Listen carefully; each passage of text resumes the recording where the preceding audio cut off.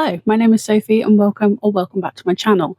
Just to clarify, I am wearing a strappy dress. I appreciate I have a very broad chest, so it may look like there is a lot of skin here, but we're having a heat wave in the UK and therefore everyone is dressed like it is peak summer, because otherwise we will melt. We're not meant for this. Actually, I would argue that British people aren't made for any weather because we seem baffled by all of it. Today it is time for my April wrap-up.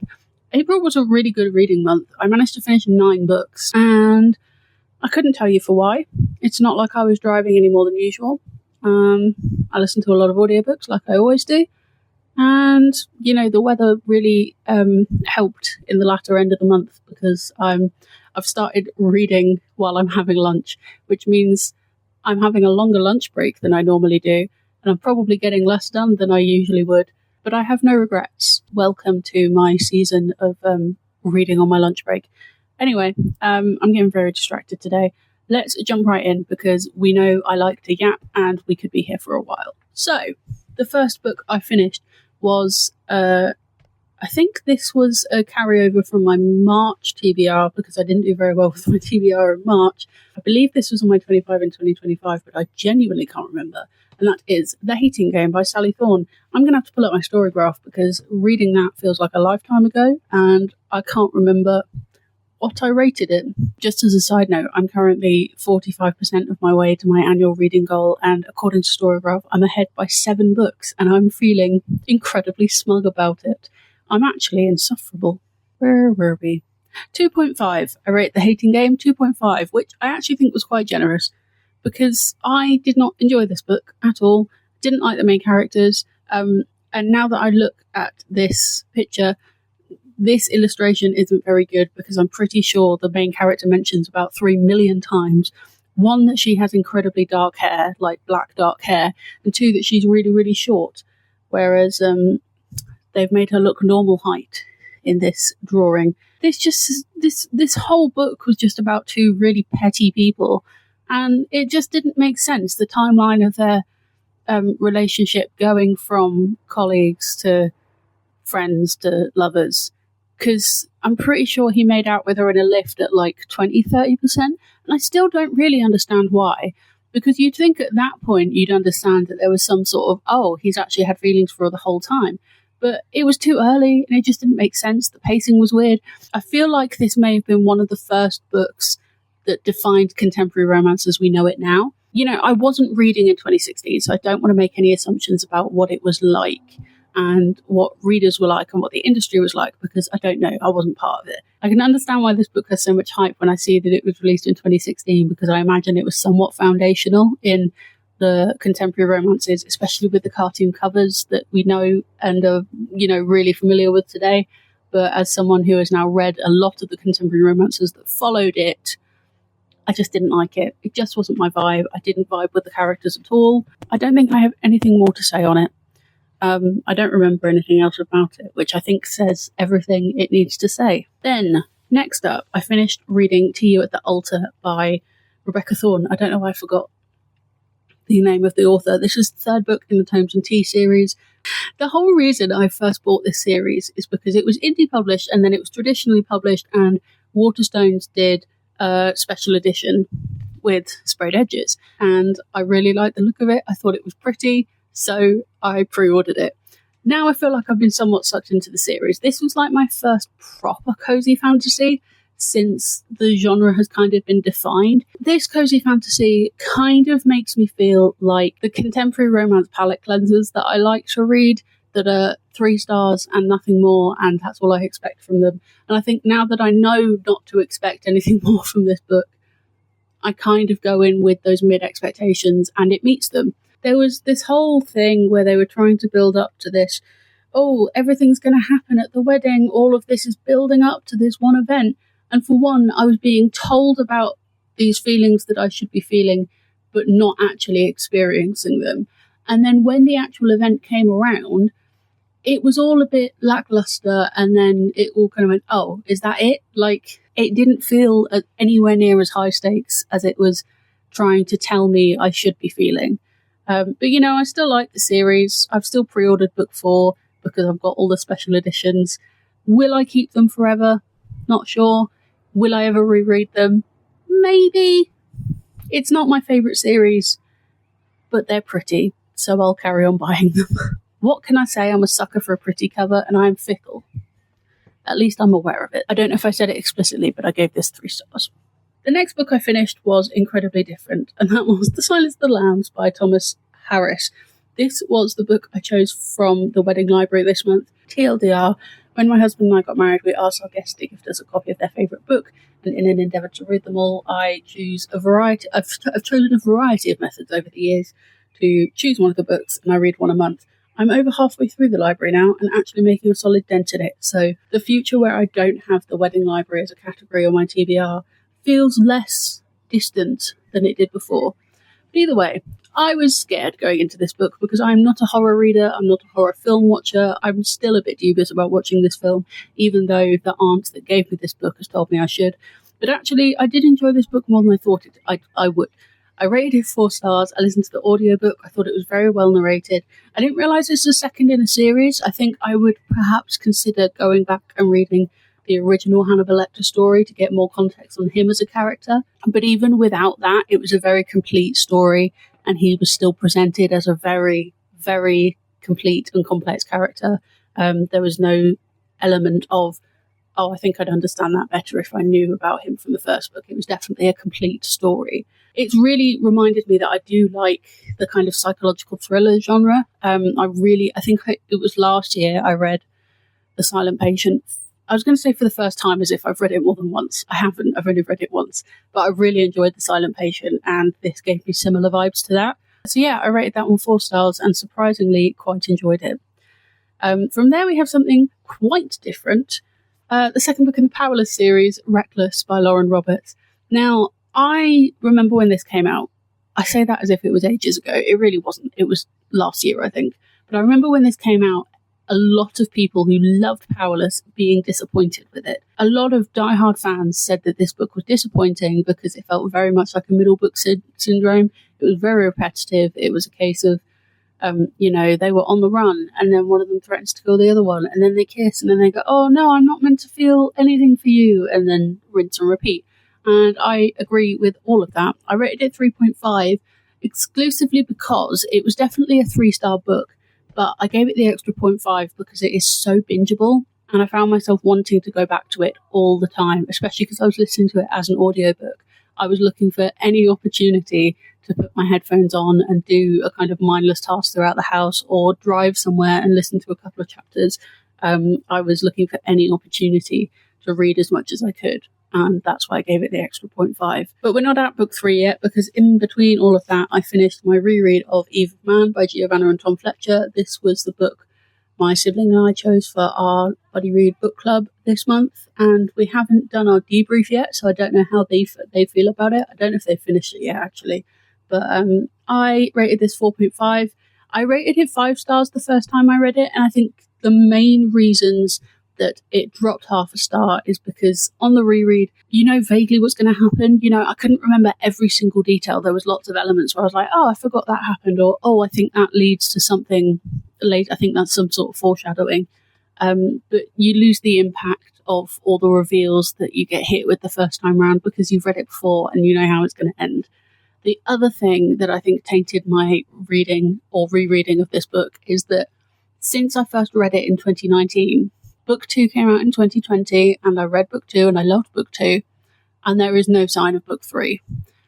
This is still consistently advertised by Penguin. Whenever I see ads, there was a point last year where I kept seeing ads from Penguin that included this book, and I was like, why are you promoting it? Because it's never going to end. At this point, I have accepted that the third book in this trilogy is never going to come out. The authors are too busy doing other stuff. I don't think it's ever going to get finished, and that made it kind of harder to read because it's like, okay, you've set up a cool concept, and I loved this book the first time I read it. I genuinely do want to reread Book 2, even though I think that will be even harder because I remember vividly how Book 2 ends, and there's nothing beyond that. A little bit tainted, but still really enjoyed it, especially as a YA book. I think it really well balanced having YA characters that read like their age, but also read with the maturity of people who've been through the dystopian situation they've been through. There's a forced maturity that kind of scenario evokes, and the balance between having that naivety of not having that much life experience and being full of raging hormones and thinking you know about the world, but then also not realizing what realizing you don't know what you've not been told. And I thought it was really well balanced. I like the writing style. A bit disappointed. Do still kind of want to read book 2. Kind of wish they'd just write book 3 now. Anyway, moving on. We're back to Lauren Roberts. I read Fearless, and I have so many feelings about this book, and I wish they were good. I'm pretty sure, I rated this 2.5 in the end, because it was just wild. The end of Reckless, was literally a kind of, oh my god, of course they've done it, roll your eyes scenario.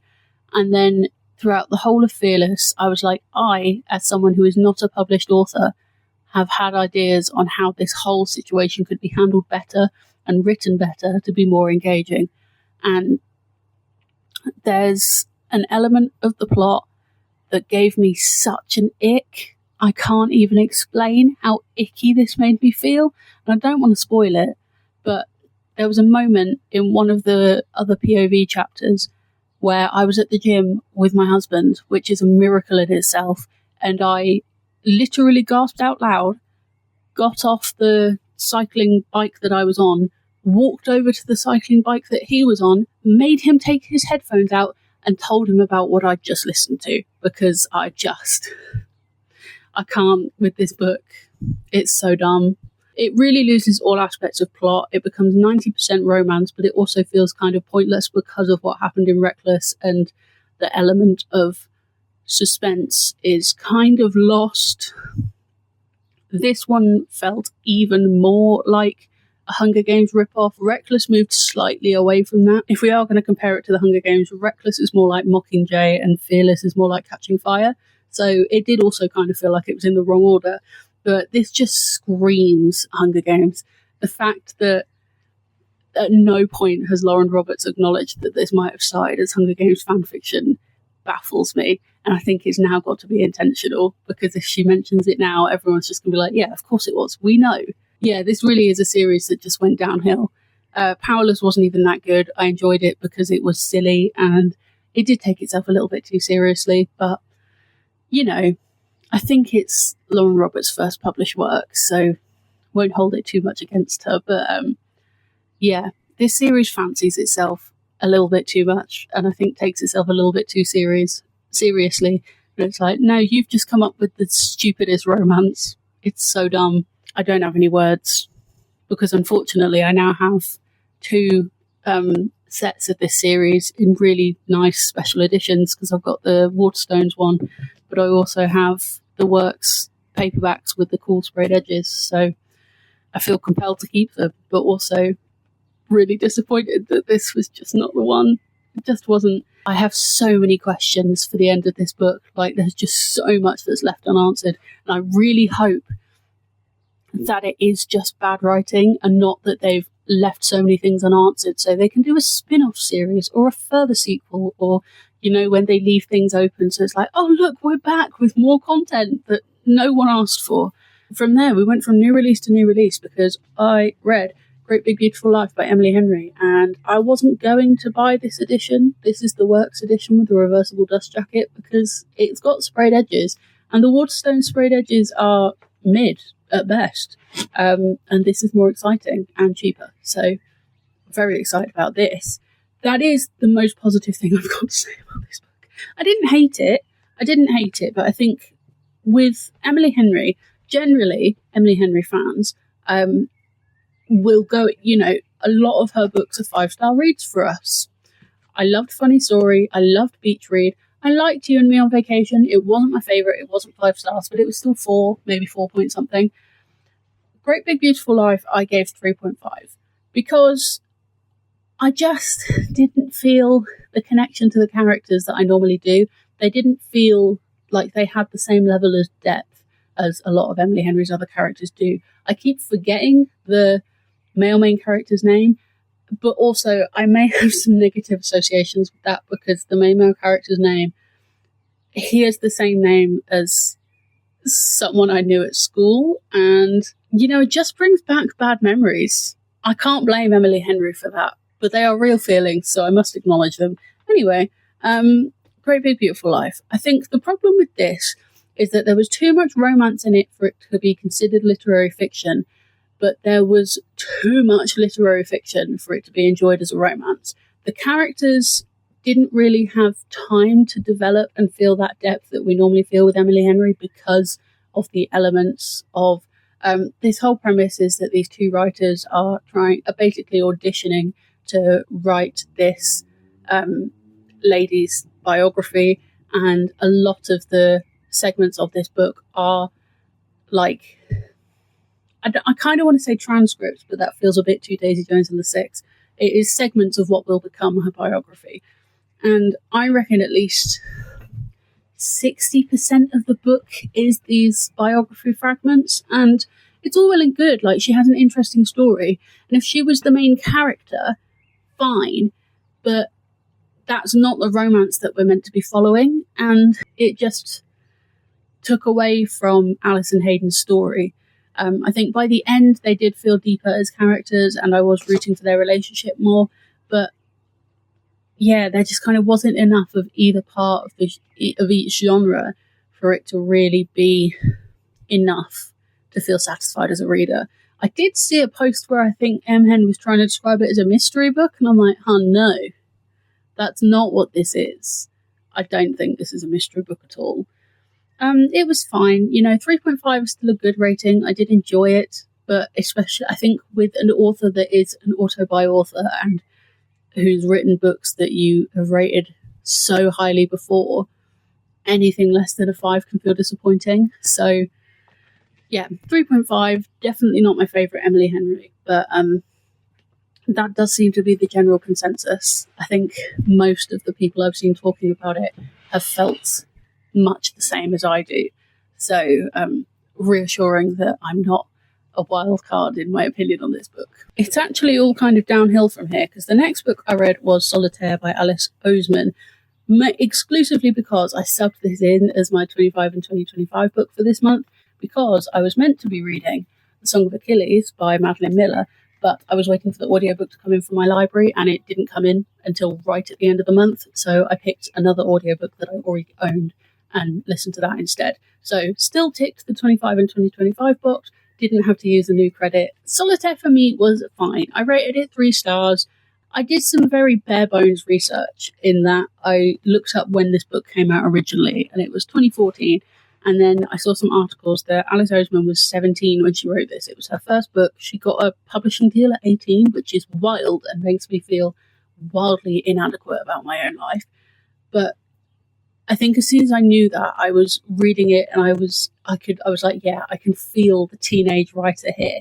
The sentences were really short. There was a lot of really staccato sentences. And to me, Tori came across as a character who was a little bit not like other girls.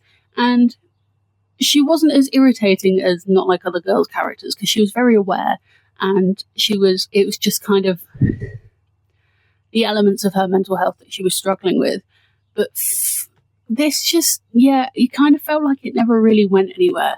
And then it was really dramatic. I'm genuinely surprised that this was written before Heartstopper, because Nick and Charlie's story was so fleshed out that I'm genuinely shocked that this came first. I'm pretty sure this came first. I know it was published first. I don't know if maybe the idea for Nick and Charlie had already been floating in Alice's mind.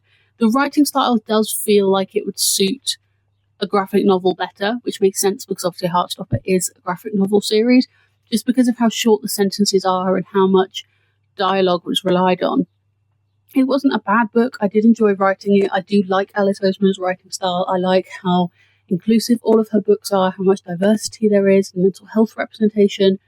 I just don't know if Tori was the most interesting character to follow. I liked Michael. The antagonist being called Lucas was a little off-putting because that's my husband's name. But yeah, I feel like I just didn't sink my teeth into this book in the way that I have with Heartstopper. It's much like Emily Henry in that the entire Heartstopper series is a 5-star series for me. So to then read a book and not enjoy it as much as I enjoyed that, it's more disappointing than the rating actually reflects. Or the rating, I don't know, the rating, I'm over explaining. Let's try and wrap up. Though we are wrapping up with a 1-star book. So, the other book from my 25 and 2025 that I pulled for April was How Not to Travel the World by Lauren Jewliff. And I was fully under the impression that this was going to be a rom-com, contemporary romance. Girl travels the world and feels like she's bad at it, and then she meets up with a New Zealander. It was just when Lauren was about to give up on travel that she stumbled across a handsome New Zealander with a love of challenges. And it wasn't until I went to register it on Storygraph that I was reading this book that I saw that it was non-fiction. And don't get me wrong, I don't hate non-fiction, but I hated this one. It just felt like a book that didn't need to be written. The whole premise is that this girl has dreamt of going travelling for her entire life, it seems. From the age of 18, she decides, yeah, I think I'm going to go do it. She spends 5 years saved £20,000. And I'm like, what economy were you living in? We'll brush over that. But then she goes and starts travelling, and her anxiety is so severe that she's just really bad at it. And she gets scammed, and she gets, she ends up in all these terrible situations, and she considers she's just unlucky. And then she meets up with this guy that she'd been talking to on Twitter, and they decide to live in Thailand for a while. But he's a real, proper traveller go-getter. He loves trying all the new food, while she's never eaten eggs and she's scared of rice. But, this is 300 pages of her being bad at travelling, and the whole thing was just really cringy. And then she was writing about this guy Dave, this New Zealander that she met, and I was like, okay, this has to be not Endgame, because he's horrible to her.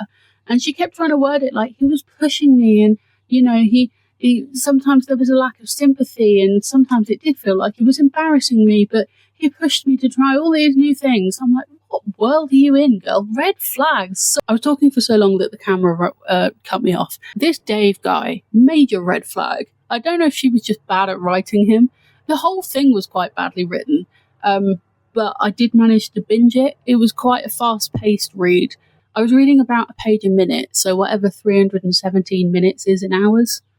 Actually, that might feel like a long time. Either way, because it was right at the end of the month, I wanted to DNF it, but also it felt like a cheating way of being able to finish my monthly TBR, so I forced myself to carry on reading it, and because it was quite a fast read, it wasn't taking that much of my time, so I finished it. I don't say this about many books, because I think almost every book can be enjoyed by someone, but I just don't think this needed to be published, especially because it seems to be based on a travel blog that she started to fund her travelling while she was travelling. It could have just stayed on the blog. I don't think there's any element of this book that needed to be published. And I'm pretty sure that when I bought it, I can't remember where I got it from. There's no labels or anything on it. But I don't think this was shelved as non-fiction. I'm glad to have got it off my TBR, and probably will be.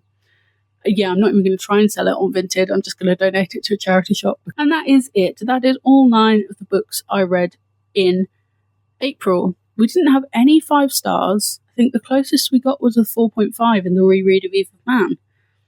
It's not been the best reading month, even though it felt good, I think, because I got lots of books read. I'm mildly concerned that now that I've read 9 books in a month, I will not read many in May, because what happened in February is that I read 10 books, and then in March I only read 3 books. So I am mildly concerned about that. But, the momentum's still, I feel like the momentum's still going strong. So hopefully I can maintain that momentum and also find some books that I enjoyed more than these ones. I've rambled on for long enough. So those are the 9 books I read in April. If you've read any of them and have opinions, whether they be the same as mine or different, please do let me know. I'd love to hear them. I'd love to chat about them. Thank you so much for watching. I hope you're having a great day, and I'll see you next time for another bookish video. Bye!